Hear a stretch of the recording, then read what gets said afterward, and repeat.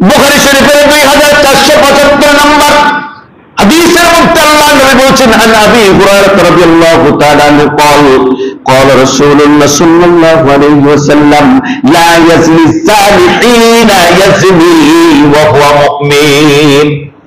আল্লাহর নবী বিশ্ব নবী বলেন,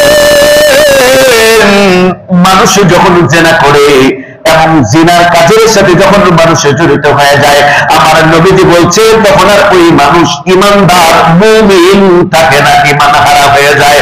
নাউযুবিল্লাহ।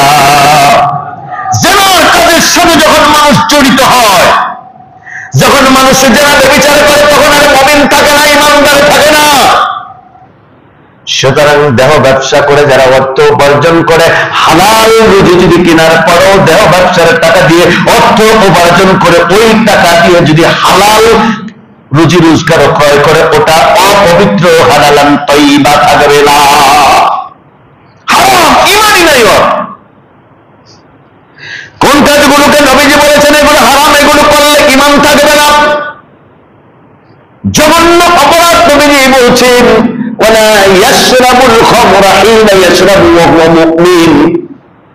নবীজি বলছেন যখন লোকেরা মদ পান করবে, যখন লোকেরা মদের ব্যবসা করবে, মদের লাইসেন্স দিবে,